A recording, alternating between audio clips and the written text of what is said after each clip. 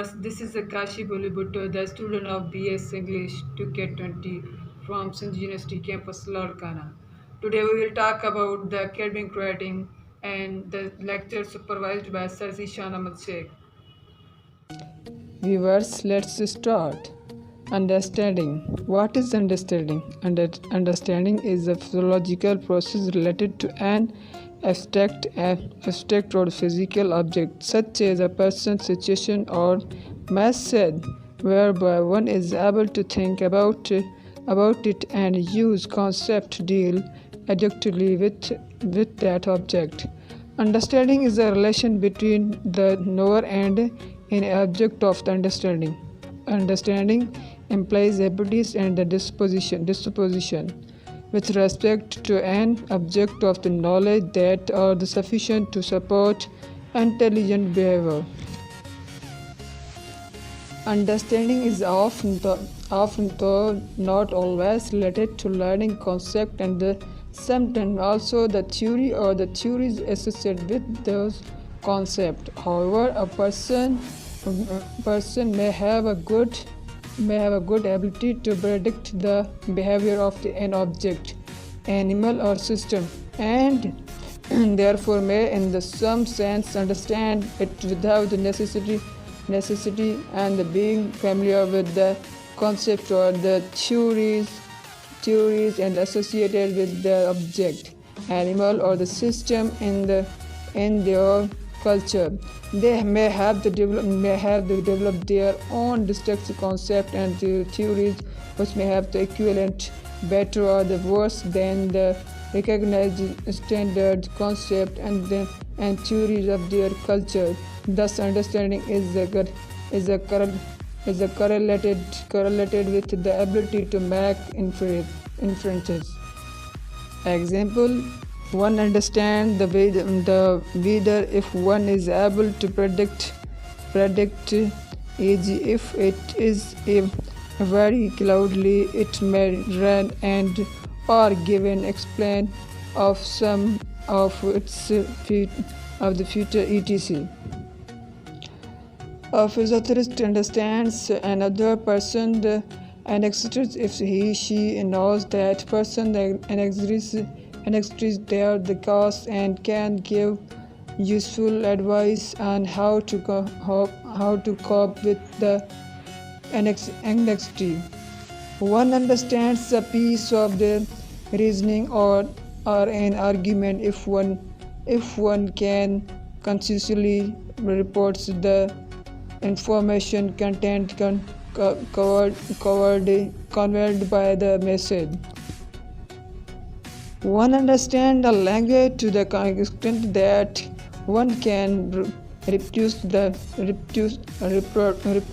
information content conveyed by the broad range of the spoken and the utterances of the written message in that language. Shallow and deep. Someone who has a more sophisticated understand more predictably accurate understanding and or an understanding that allows them to make explanation that others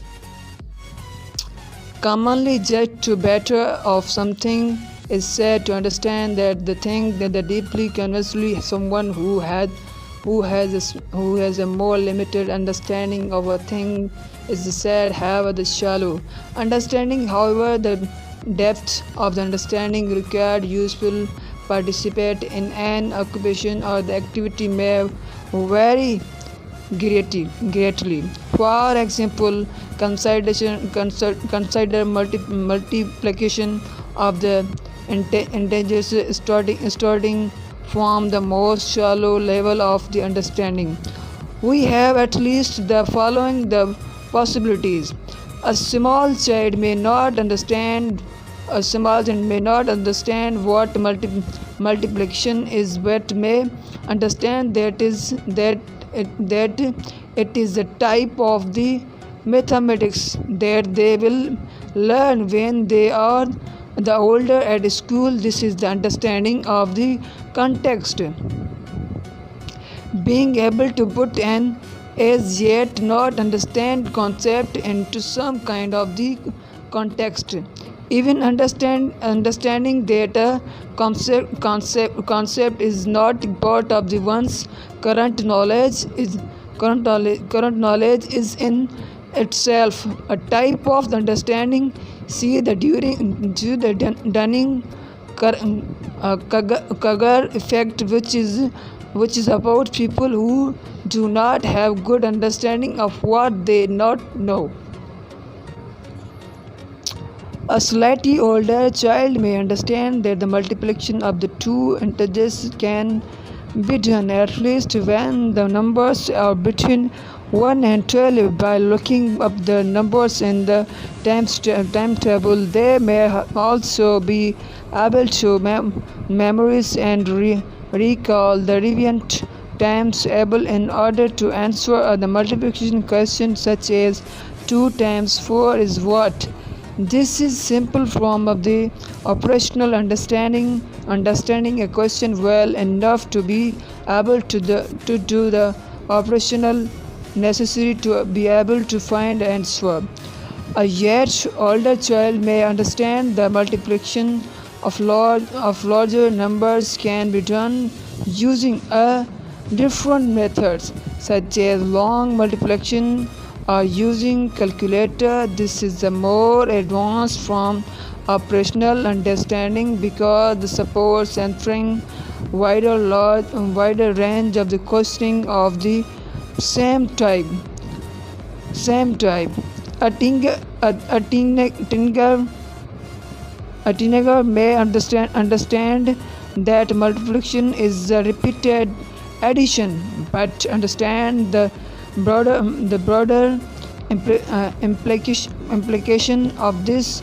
For example, when their teacher refers to multiplying the 6 by 3 as adding 6 to itself 3 times, they may understand that the teacher is talking about two entirely equivalent things. However, they might not understand how to apply this knowledge to implement multiplication is the algorithm on a computer using only addition and looking as the basic constructs. This level of understanding is understanding a definition or the understanding the definition when concept only has one definition. Developing arguments.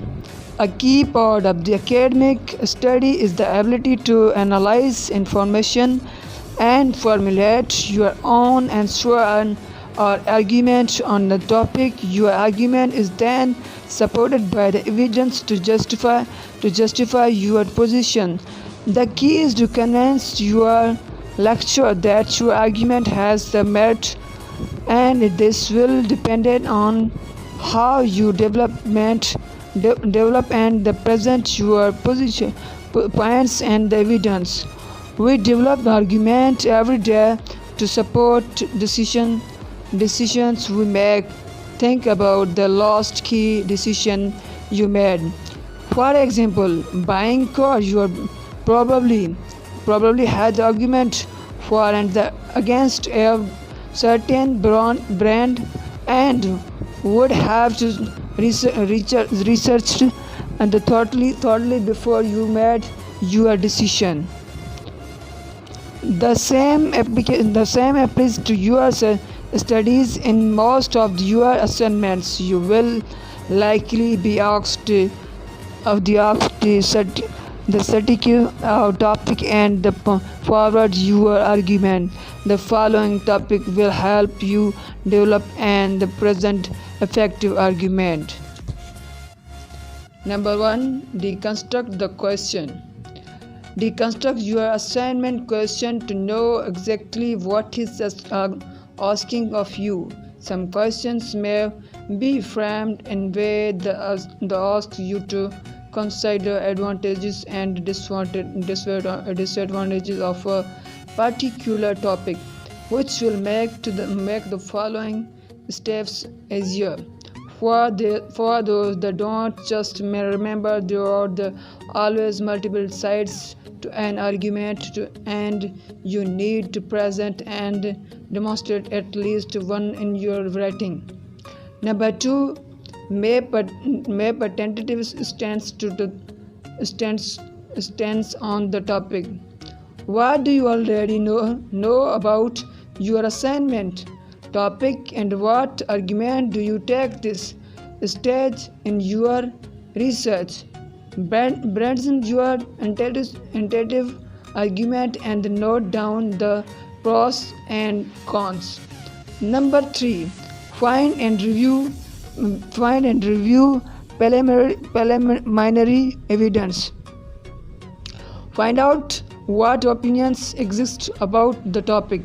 Sometimes a simple Google search to see what others are saying about the topic can give you some cues. However, you must refer to credibly source such as assigned textbooks and peer-reviewed articles in your assignments. This downloadable lectures table can help you categorize your information and is useful to refer to when it comes to writing your assignments. Number 4, revise your stance. Based on your review of the preliminary evidence as your argument changes, revise your brainstorm and note important ideas and impression. Number 5, formulate an argument statement and identify main points. Refer to your brainstorms and formulate a statement of your argument, noting your main points. For example, if my assignment question asked me to discuss the impact of the TPPA argument and whether NZ should enter into it, and my review of the evidence. Literature suggests that NZ shouldn't enter the argument. My statement would be NZ should not enter TPPA argument because point 1 is evidence, point 2 and evidence, point 3 and evidence, etc. Number 6, note counter argument for your main points. Note down counter argument for the main points of your argument. You don't have necessarily have to agree with the counterpoints. This will just help you demonstrate that your argument is well considered and you have thought about the other side of the argument. Following on from the example given in the step of 5 above, your notes might look like this, and they should not enter TPPA argument because point 1 counter point 1, point 2 counter point 2, point 3 counter point 3, etc. Number 7, write up your argument. How you write your argument will depend on the assignment. You need produce the key to putting forward a good argument is a write it in a way that gives more weight your main point of the evidence and less to the counter argument you identify. You want to persuade the reader to agree with your argument, but and that